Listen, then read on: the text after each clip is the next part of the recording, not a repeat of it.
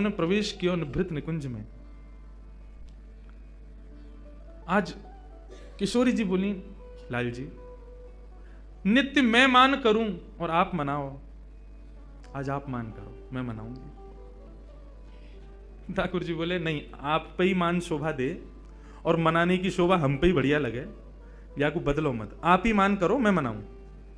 मतलब लेकिन आज किशोरी जी बोली नहीं, आज आपको हमारी बात माननी पड़ेगी, आप मान करो, हम मनाएंगे।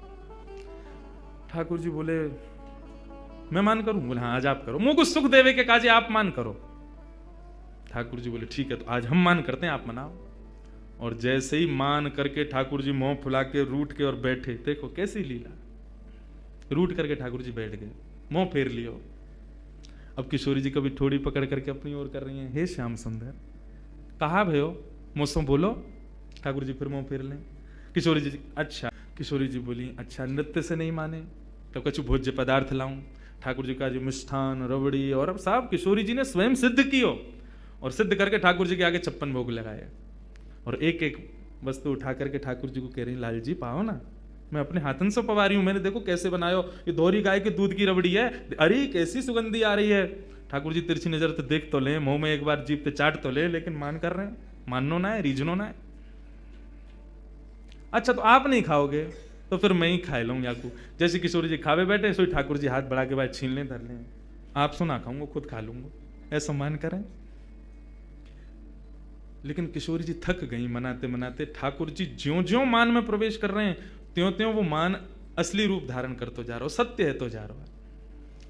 किशोरी जी ने खूब प्रयास किया कि श्याम सुंदर मान जाएं, लेकिन नहीं माने। एक दिन पूरा बीत गयो, एक रात्रि पूरी बीत गई, दूसरो दिन पूरा बीत गयो, दूसरी रात्रि पूरी बीत गई, तीसरो दिन बीत गयो, तीसरी रात्रि पूरी बीत गई, लेकिन ठाकुर जी ने मान नहीं छोड़ा। ठाकुर जी मन में सोच रहे हो बहुत पीछे पड़ रही, मान करो, ले कल ले मान, ये कितनों कष्ट दे रहा हो हृदय को, एक बार मान जाओ श्याम सुंदर।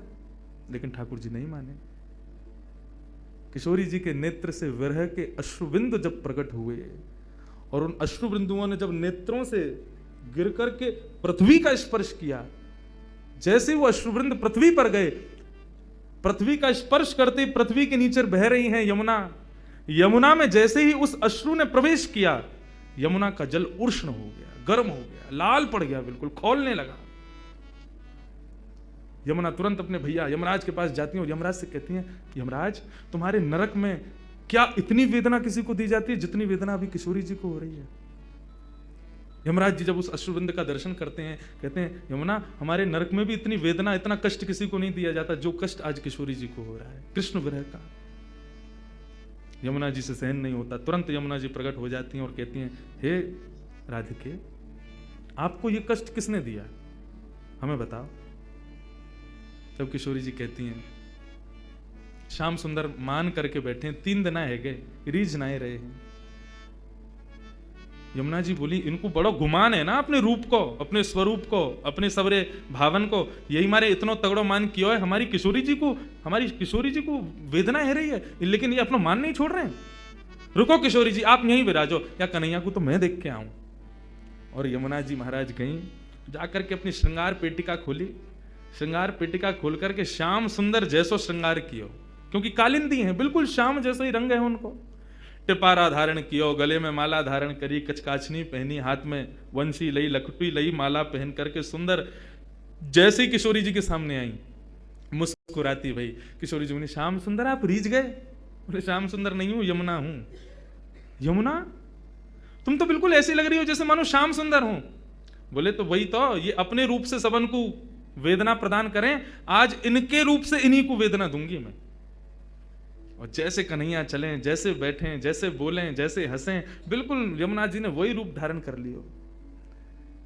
ठाकुर जी मान करके बैठे, इतने में नूपुरन की छम छम छम छम आवाज आई। ठाकुर जी बोले, ये तो मेरे नूपुरन की ध्वनि है, मैं तो यहां बैठा हूं, फिर मेरे नूपुरन की ध्वनि पीछे से कैसे आई? ठाकुर जी अपने नूपुरन को बजा में बोले, मेरे नूपुर तो मेरे पास है, फिर ये कौन आयो? हल्के से मान करके बैठे ना, देख ना सके, तो हल्की सी नजर पीछे करके देखो तो एक वृक्ष की अटारी में से श्याम सुंदर की तरह सुंदर पाग पहन के, टिपारो पहन के, मोर पंख लगाए, हाथन में वंशी लिए, वरहा पीडम नटवर वपुः कर्णयो कर्णकारम विव्रतवास कनक कपिसं वैजयंतीं चमालाम रंध्रान वेणो अधर सुधया पूरयन गोप वृंदै वृंदारण्यम स्वपदर्मणम प्राविशद गीत कीर्ति। वहां की माला देखें, वहां के मुकुट देखें, सब वही जो ठाकुर जी के पास है, वही सब कुछ। अरे तुम कौन हो, तुम कहां से आए हो? यमुना जी बोली मैं श्याम सुंदर हूं। बोले श्याम सुंदर तो मैं हूं। बोले तुम नकली श्याम सुंदर हो, असली श्याम सुंदर मैं हूं ना। नंद बाबा मेरे हैं। बोले तेरे नाए मेरे हैं। यशोदा मेरी है। बोले तेरे नाए मेरे हैं। सबको भाव रखो, तेरे नाए मेरे हैं। अंत में यमुना जी बोली और बताऊं, राधा रानी भी मेरी है। और देख इतने में ही पीछे से किशोरी जी प्रकट है करके और यमुना जी के बगल में आकर के जैसे ही खड़ी वहीं और सामने खड़े भये कन्हैया को क्रोध आयो। बोले कि तुम कौन हो? मैं अभी अपनी अपनी नेत्रन से ज्वाला प्रकट करके ध्वस्त कर दूंगा, और ये मेरी किशोरी पर तुमने हाथ कैसे रखो? किशोरी जी भी कहा हाँ मेरे श्याम सुंदर तो यही हैं। इतने में ही ठाकुर जी को मान दूर नेत्रन से आंसू प्रकट है गए, रूठ गए, चरणन में गिर गए। बोले अरे मैं ही है सच्चो श्याम सुंदर हूं, देखो मेरी वंशी, देखो मेरी ये, देखो मेरा वो, सब कुछ दिखा मैं। अंत तो गत्वा किशोरी जी बोली नहीं, श्याम सुंदर तो यही है। ठाकुर जी बोले एक चीज प्रमाण दे सकती है कि असली श्याम सुंदर कौन है। बोले कैसे? अच्छा किशोरी जी ये बताओ तुम्हारी हाथ की मुंदरी कहाँ है? किशोरी जी बोले अरे मेरी मुंदरी कहाँ गई? बोले जा पे मुंदरी मिलेगी वही असली श्याम सुंदर। हाँ भाई निकाल रहे, मेरी यशोदाएं ले गो, मेरी किशोरी जी ले गो, मेरी उन्हें ले गो, मुंदरी दिखा।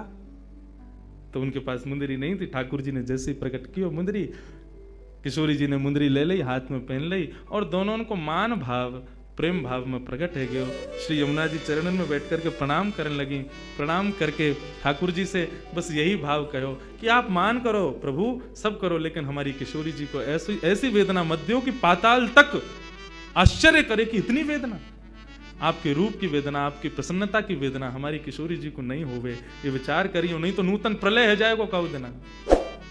और मुझ को वरदान प्रदान करो, मैंने आपको श्रम दियो, क्षमा करियो।